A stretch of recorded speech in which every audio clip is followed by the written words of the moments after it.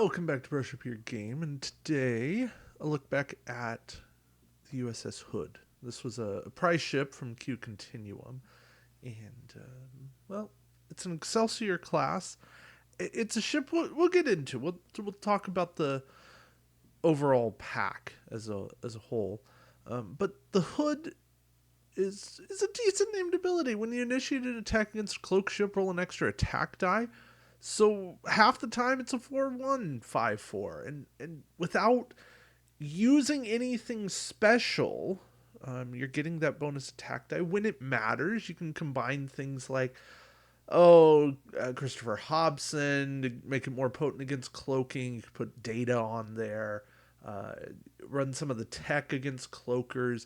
You could really outfit this for mission play against cloaked ships. And I think that's a cool idea. You could put on Type 8 or upgraded phasers.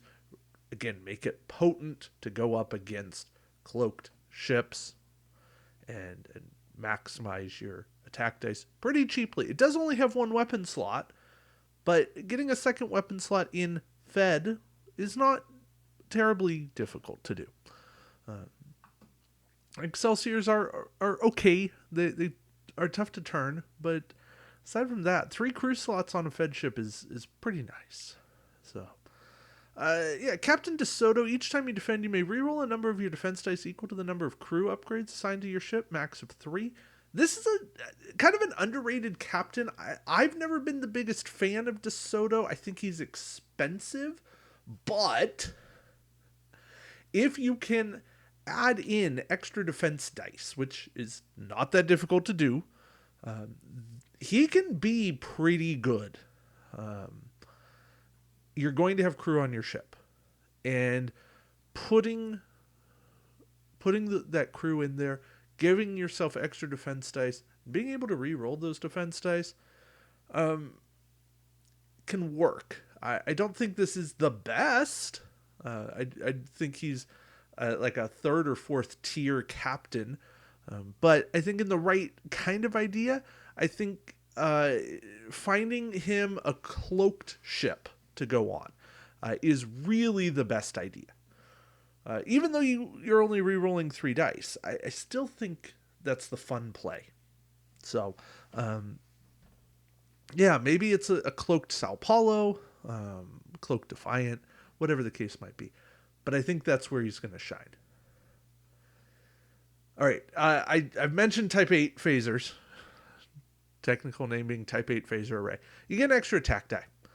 You can only buy it for a ship with a primary weapon value of 3 or less. So that's your Excelsiors, your Defiant class, your Saber class, etc. It's the small ships. And this changed the game. This is still a game changer. This is one of the weapon cards to put on a ship to give yourself an extra attack die.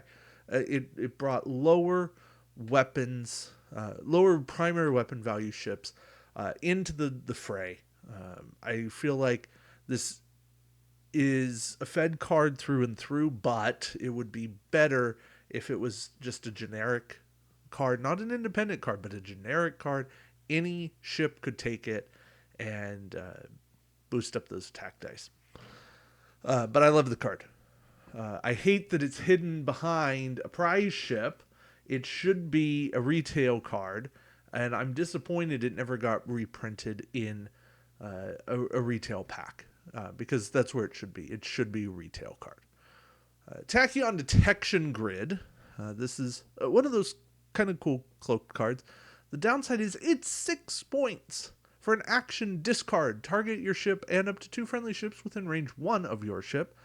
All cloaked enemy ships within range 1 of the target ship can't sensor echo this round. Immediately flip their cloak to red. And in addition, all enemy ships within range 1 of the target ship roll 1 less defense die each time they defend this round. You can only buy this for a Fed ship. So, mission play, I think this is cool. Scenario play. The Fremont Reformation did a Fed Romulan Civil War, or Fed Romulan War scenario play, and a card like this could be good if you know for sure you're up against a bunch of cloaked ships, and you can run a swarm build and make something like this work. You set up a little bit of a net. and you catch ships. And to slow down the cloak, I think this works. Again, it's expensive, but that one less defense die can help. Also, flipping cloak tokens means you are getting the ability to target lock next round, and that can be a big deal. So, yeah, I find the card interesting. I think it's gotten a little bit better. I still think it's way overpriced, but it's a cool idea. Hood Riker. I'm pretty sure this was the top, if not, I know for sure top 3 when Tristan and I did our top Riker rankings.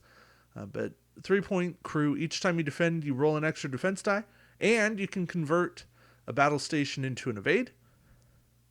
And that alone is really good.